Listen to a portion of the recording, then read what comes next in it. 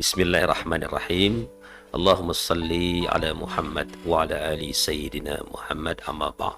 Mas Fatur dan sahabat MQ yang berbahagia, Alhamdulillah atas izin Allah kita kembali ketemu di acara Memaknai Hari yang mudah-mudahan senantiasa dinanti-nantikan oleh sahabat MQ semuanya. Insya Topik Allah. kita judulnya Toxic Success. Nah, kalau sukses barangkali kita semua sudah memahami. Jadi sukses itu secara sederhana keberhasilan kita meraih keinginan kita, meraih tujuan kita atau impian-impian kita. Umumnya biasanya impian-impian besar ya. Nah, cuman memang ada beberapa sumber lain yang mengatakan sukses itu identik dengan hal-hal yang sifatnya kepemilikan material, dan ini sudah kita bantah minggu kemarin ya. Yeah. Jadi bahwa dalam Islam itu yang namanya sukses tidak diukur dari apa yang kita miliki, tapi diukur dari sejauh mana diri kita itu memberikan value, memberikan nilai bagi lingkungan di sekeliling kita. Nah, ternyata di balik gelak tawa, di balik pesta foya-foya yang mereka lakukan, ternyata beliau menangkap ada satu kegetiran yang tidak mereka publikasikan.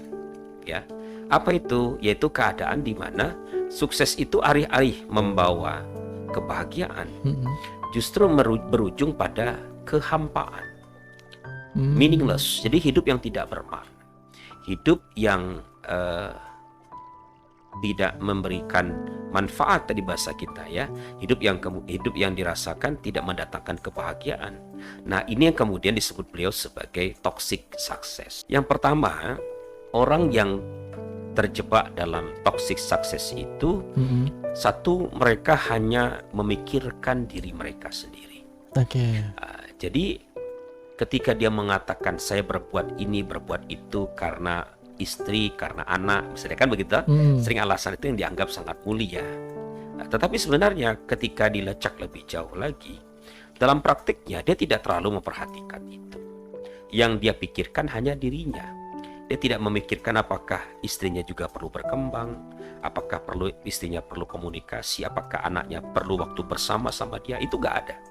Ya, cuma ketika dia dikejar dengan pertanyaan seperti itu, dia akan lari. Ngeles ya, enggak kok saya begini dan begitu tuh karena untuk keluarga saya, padahal sebenarnya jauh di lubuk hatinya yang paling dalam itu hanya untuk mengejar kepentingan dia, entah itu kekuasaannya, entah itu popularitasnya atau apapun. Jadi keakuannya sangat tinggi, senternya, fokusnya hanya diri dia. Nah, kemudian mereka ini juga biasanya ditandai dengan ciri kedua, mereka merasa menyerah terhadap stres ya. Stres itu kan sebenarnya bagus ya, dalam artian bahwa kita kalau ingin bertumbuh membutuhkan stres. Nah, cuma stres dalam kapasitas yang sesuai dengan kemampuan kita, namanya eustress. Kalau dia berada di luar kapasitas kita, kemampuan kita, kita menyebutnya sebagai distress. Nah, yang saya sebut sebagai menyerah pada stres ini merujuk pada distress. Jadi ada perasaan bahwa kita tidak bisa mengendalikan hidup kita. Kita tidak punya kendali atas contoh misalnya tekanan-tekanan yang datang. Sebagai contoh misalnya, saya nggak bisa apa-apa lagi. Ini kan memang sudah maunya customer saya.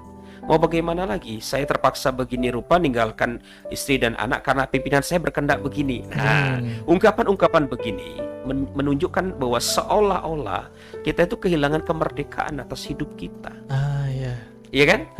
Alih-alih kita mengendalikan hidup kita, kita dikendalikan oleh situasi di luar kita. Entah itu uang, entah itu popularitas, dan seterusnya.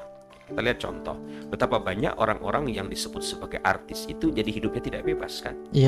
Tidak bisa jalan bebas, tidak bisa pakai baju bebas ya. Jadi semuanya ditentukan oleh penilaian lingkungan. Iya kan? Bahkan kalau dia salah sedikit dihujat oleh followernya atau oleh netizen, sehingga dia tidak bisa tampil secara autentik. Dia dikendalikan oleh situasi, bukan mengendalikan situasi. Nah ya, keadaan inilah yang kemudian menjadi tanda kedua bahwa kita sudah terjerembab dalam toxic success tadi. Kemudian yang ketiga yang juga melekat pada mereka ini, mereka bekerja dengan bersungut-sungut. Bersungut-sungut. Jadi wajahnya itu dilipat. Tidak ada kebahagiaan, tidak ada canda tawa, tidak ada kegembiraan di situ. Jadi mereka bersungut-sungut. Jadi pembawaannya itu tidak menggembirakan. Sebenarnya lebih layak untuk diletakkan di bagian gudang, ya, karena di situ dia tidak banyak berinteraksi dengan orang banyak. Padahal kita pernah bahas kan, ketika dia sama Mas Fatur juga, saya mengatakan bahwa kunci sukses itu justru sebaliknya kan. Kalau kita ingin meraih yang namanya sweet success itu, hadirkan kegembiraan, hadirkan kebahagiaan. Kalau orang itu bahagia dalam bekerja, dia akan mengalami kondisi flow. Dia mengalir, dia menyatu dengan aktivitas yang dia kerjakan sehingga waktu berjalan bergerak dengan cepat.